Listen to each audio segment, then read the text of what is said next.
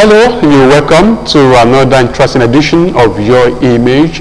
Last week we talked about public relations and COVID-19 assessment and way forward. And my guest on the show last week, of course, took their time to assess and analyze the situation appropriately with possible solutions, though we did not delve into the solution. Maybe this week we're going to look at the way forward and how everybody will work in synergy to ask COVID-19 to leave Nigeria and the whole world forever and ever. My guests are still in the studios with me on my immediate hand right, and I have Mrs. Toyisola Ogumbi, one-time chairman and the first female chairman of NIPR in Ogun State. She is a fellow of the Institute and three-time commissioner in Ogun State. You are welcome once again this week. Thank you. Thank you very much. Nice to be here again. Thank you, ma'am. And on my left-hand side, I have the former chairman of Nigerian Medical Association in Ogun State, and of course, STY National General Secretary of NMA, Dr. Adewumi Alayaki. You are welcome once again this week, sir. Yeah, thank you very much. It's nice to be here again. Last week, we really talked about the assessment per se as it affects stakeholders. But this week we are going to look at the way forward. But before we left last week, we was talking about the flu that happened in 1918 as it swept so many people of the world away. And I want to start from there.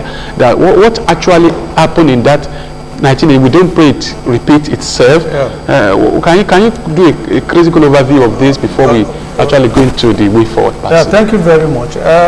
In 1918 to 1920, there was a pandemic similar to what we are having now that they called Spanish flu. And it started like that, and from nowhere it spread to the whole world. Even Nigeria suffered it. In Abeokuta here, I learned they recorded some deaths. Then there was something similar to what we are having now, lockdown. So when they locked down, the cough flattened out. Along the line, people started shouting, just like we are shouting now. Have not given us any palliative measure. We are hungry. We want to go out to our businesses or what have you. And they now said, okay, no problem. They relaxed the lockdown. People went back on their normal businesses. And you will not believe it. The second wave escalated beyond what skyrocketed. Yes. And the total number of deaths, according to what we had, was about 500 million worldwide. People died a lot. Now that we're going to have this kind of relaxation, that's why, number one, because people have been shouting, we would have preferred the total lockdown until when we don't record any new case in this country. We would have preferred it. But people are saying we are hungry. They're not giving us palliative measure. Government is not giving people what to eat. They're not giving them what to spend. And you said they should stay at home. So we want to go back to our works. Now, government is now saying, go back to your work. And when you go back to your work, the onus now lies on the individuals. To now say, yes, do I go out and as I'm coming back home, am I going to pick this virus back home or I'm not going to pick it? It now depends on how you want to protect yourself. Government should be more active this time around. That as we are going out, we should use the appropriate face mask. Appropriate in the sense that we know that the N95 face mask is still the best, followed by the surgical mask, which we cannot see in the market to buy. If they say it is 1,000 naira, 2,000 naira, I know some people can say, okay, let us buy for people. We don't have it, but government should make provision for it. Give it to all the citizens for this country. People have been improvised. Not the improvised one, because we know the improvised people who watch us at home. Tell us approved against COVID-19. Okay. It's not even 50% approved against COVID-19. So when you're wearing face mask, that you will go, you can still go and pick the virus and bring it home. So government should give us the appropriate one. Yeah. And people should learn to wear it. Not that they are not saying it is sheet mask. It is face mask to cover your nose and your mouth, not to be put around the shin. And everybody, every individual, we should be at balance keeper. I've been doing that. Whenever I see people, please wear your face mask. Please put it appropriately. So if we are doing that one, and we're using our sanitizers, and government should now, the media people should step up their campaign, not just telling us about wearing face mask or what have you. Go to the market, go to everywhere, take people who are not doing it appropriately, focus on them and let people see, and now put the danger they should expect. Which I think, when we were talking about HIV some years back, they were showing us some HIV patients, AIDS patients, how they look, pictures, how they look like. towards the tail end of it. So people became scared. The fear came into them. Oh, I must protect myself. I think we should be able to see some pictures, some gory pictures that will say, oh, so if I don't listen, if I don't observe this thing, and I should catch this thing, this is how it's going to be at the end of the day. And let us now show the picture of people who have been, protecting themselves and they don't have it. So media. So by the time you do that one for us, I think this relaxation, economic-wise, individually, family-wise, we will make some little money. We can put food on our table. But at the same time, we are not going to expose ourselves to danger of COVID-19. Thank you very much. Dickiness, let me address that with Dickiness. He challenged the media. Yes. And as an ace broadcaster, a veteran PR person, what should be expected of the media in this area? Has the media done enough in this campaign? Talk about campaign now. Well, Venus lies on the media. He said a bit of it in the sense that we need to enhance and upgrade our performance and just not reporting statistics and so on. It's more now of public enlightenment. Serious one. Serious public enlightenment. And then government too. I want to emphasize what Doctor said, that everything should be standardized. Because we're even running at a risk using less quality material. Improvised local attire. If the locally made nose mask, it look funny to me, for example, because some of them have different patterns and you think that you are looking at an amoteku. So, for goodness sake, it's not too much. From all the resources we know that have come in for government, in terms of donations, in terms of what is outstanding even in government that they have released, government can provide the N95 face masks to the people of Nigeria free of charge. It's not too much to protect the citizens of Nigeria. So don't let people capitalize on it and start making businesses because they want to make face masks for people. Because you are making it free for all. So everybody is making. Somebody even showed me a video of a face mask with stones. Designer stones that the time you put into daily for face mask. So they've turned it to a joke. Maybe they can't afford the original one. N95 is 95 naira. How much is it? It's under 100 naira. So the president of Nigeria cannot give me 100 naira. So with all these billions that we are hearing and trillions that we have, you can't spend 1 billion to produce N95 face masks for every 300 million Nigerian citizens. Free. So I think we should be looking at that. Then by now, way forward, by now we should not just manage this thing and relax. Pari passu, there should be a think tank somewhere thinking of how we can manage ourselves in case of another pandemic. How to contain it, how to be proactive. Yes, we have to be proactive. We have to put brains together now. We'll be planning for the future. Okay, what next? We need to be having, improve on our education system. We need to improve on our agricultural system. We need to actually be self-sufficient. We don't have to be going up and down all the time to be borrowing.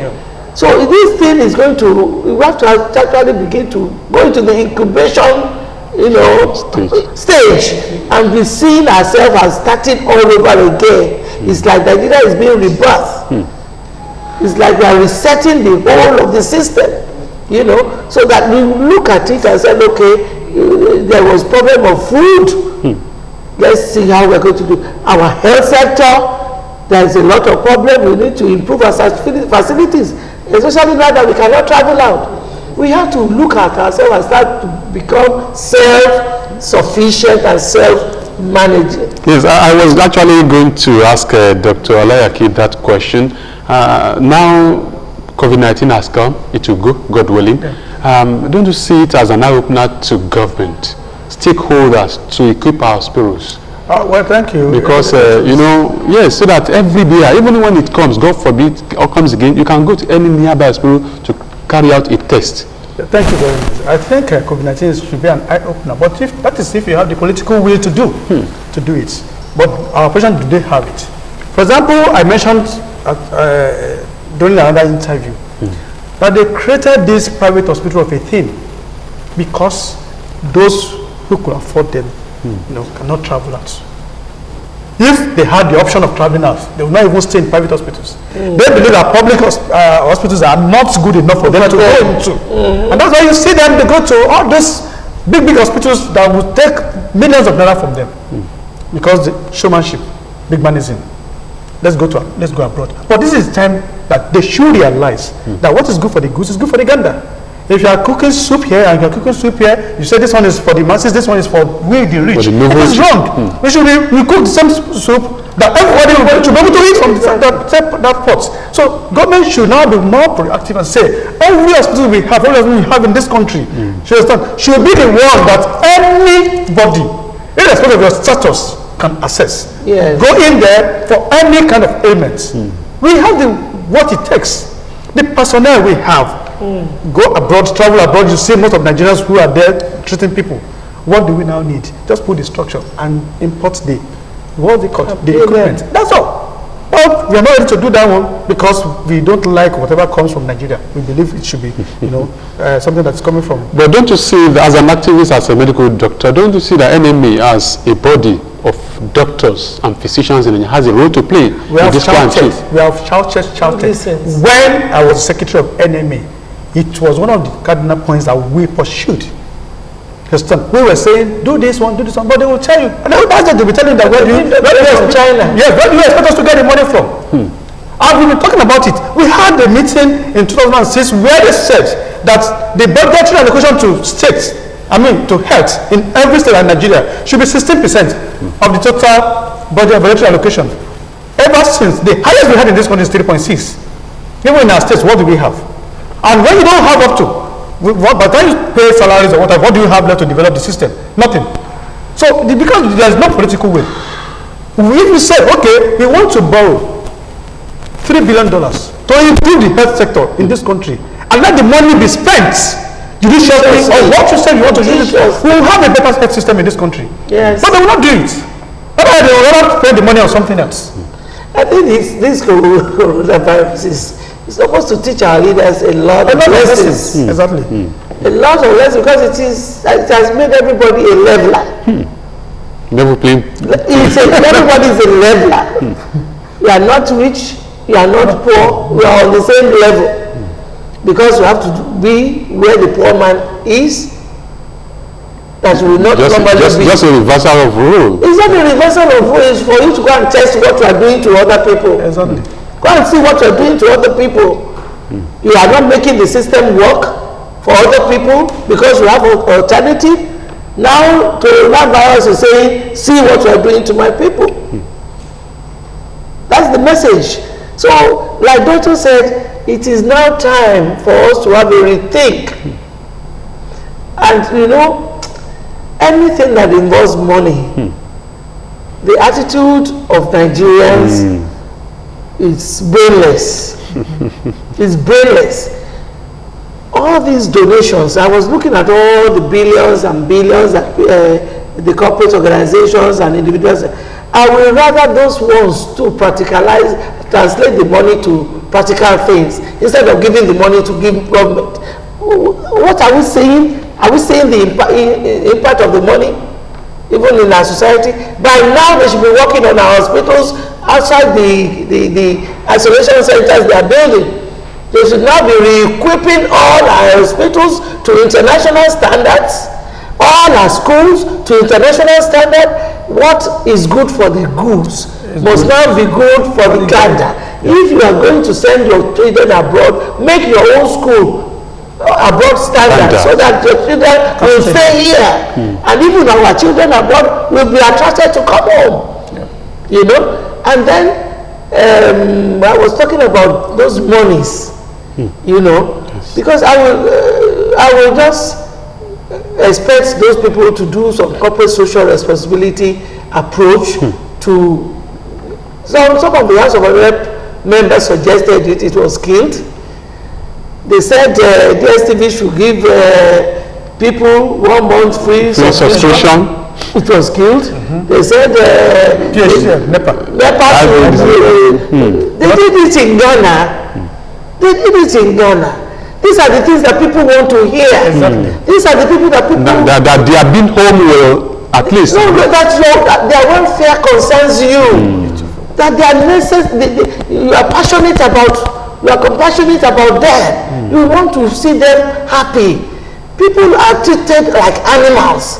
You know that you are not giving me what will suit my stomach. You are saying I should continue to suffer. Why will that? Frustration leads to aggression. People are getting frustrated and they will be aggressive. So when they are aggressive, how do you manage them? Our security personnel, it's only Ogun State that is taking care of security personnel. The security personnel are risking their lives. Ogun State is the only one paying hazard allowances for them. And kudos to our governor. But all that is to be a national issue. That is the kind of thing the task force should be thinking of. That's the way forward. The way forward, how do we manage our security institution? How do we manage our education system? We have to put all these things right so that it will be okay for me and you. It has to be okay for all of us. It will be okay for all of us, God willing. You're still watching Your Image, and we are talking about public relations and COVID-19 assessment and way forward. And this week, we are talking about the way forward. How do we ameliorate the issue of virus when it comes again? God forbid. And my guests, of course, they are really up to task. Let me go to Dr. Alayaki. Now, they want to tell people to go back to their normal businesses, though with the professor curfew. People at home who are interested in knowing the distancing now, the social distancing, how will it come to play now that people go to the market, they go to banks, those schools are not opened yet, but tell people what they need to know, what they need to do to avoid the contact. Thank you very much. Some people still see COVID-19 as a joke. In this country, they still say it as, oh no, you can never get to me. I can never. It's a rich man's yes, I can never contract it. But it is tearing, on us. We are looking at it like this, looking at us. That at any point in time, if you risk your life, I'm going to come into you. So governments have said, yes, go back to your normal work. Though in some states you work between the hours of 8 and 6. You understand? There's curfew between the hours of 8 and 6 a.m. But I want to put it back to people. When you look at it, how many people do really move around in the night? Night crawlers, maybe social media people, help people when they close or what have you. But the population move around during the day. They go to the market, this what have you. So if government has said, go back to your work, the onus now lies on the individuals. To now say, please, let me keep social distance. Let me observe the precautionary measures. It is not for anything. It is for me and for my immediate family, so I can protect myself. I do tell people anytime I see them, please just keep that distance so we can talk from there. You no longer hug, you no longer shake. You must wear your face mask appropriately. And if somebody is with maybe a market woman, just keep your distance. Let that person finish before you go there. You don't just say this one is there. You just come and you now have 3-4 people crowded together and you are arguing on maybe a particular product. Then you are endangering yourself. And we should make sure people should go about with their hand sanitizers. People don't know because we have said it. This, if somebody who has it should sneeze into the atmosphere or you talk or you cough into the atmosphere, this virus stays in the air for between 5 to 8 hours. Some people have even said to up to 12 hours. Wow. So long after the person must have left that environment, anybody can come there, you now inhale the virus. If that droplet has settled on any material and you touch it, you can pick it from there. But when you have, for example, immediately I go down from my car, I use my hand sanitizer. Now as I'll be going, as I'm leaving here, so I didn't bring anyone here, and I'm not going to pick anyone as I go. So when I get to my car, I use another one. So if we all imbibe this, You understand? And you keep your social distance. At least you'll be able to break at least the spread to some extent. And our government too should now help the situation, like Chief Ministers have said. Provide us this. And when you do that one, and the media, please, enough of this stereotyped, dissemination of information. Give us new information that people what people need to know. Thank you. Okay, now, National Orientation Agency is one of the major stakeholders in terms of information dissemination. And what do you expect of them now that people go back to their normal businesses? Don't you see the need for them to go to the market to sensitize people now that people join so many places? As a media person and as a PR person, I don't know the interpretation National Orientation Agency put into their functions. Because there is nothing happening in Nigeria that I heard the National Orientation Agency propagating. This time round, they should be doing some town crying effort into villages and markets. We are talking about, doctor said something about use your hand sanitizer. It's easier said. It's easier said. Who is providing my village grandmother sanitizer? Who is providing hand sanitizer? Who is showing and putting wash hand buckets in the markets for them to be washing their hands? They cannot imbibe this culture until you show them. Until you show them and tell them this is what to do, or this is what we are providing for you to use. They will use it. And I said it's easier to get to the populace through organized groups. The Accommodants, how many are you? We have 500 people, take 500 face masks. The Tailors Association. So, Hairdressing Association, how many are you? Your association, we are 100,000. Take 100,000. And take about 50 buckets. Your major settlement. We government have to be up and doing. It's not just the normal stereotyped, wash your hand, put your sanitizer, cover your nose. I can cover my nose with my bowl. Is that it? You want me to cover my nose? I will cover my nose. But if it's not the standard covering of the nose, provide me with the standard one. It doesn't cost us anything. Okay, your final take on this. My final take is that we have to go back, go to the drawing table and put our house in order. Number one, this thing is teaching us a lot of things. It's teaching us, number one, to manage our environment in terms of hygiene. Cleanliness. We have to be extra hygienic. The government, whether at state and federal level, have to be proactive in these areas and begin to strategize and come with innovations of way out. Okay. We need to be able to manage our economy properly in the sense that even from the home, you are managing your economy.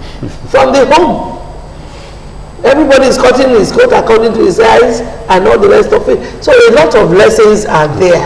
I know I don't have time to highlight. Maybe some other time we'll bring it back. But I'm telling you, if people don't see that God is teaching us something concerning this thing, I think they have lost it.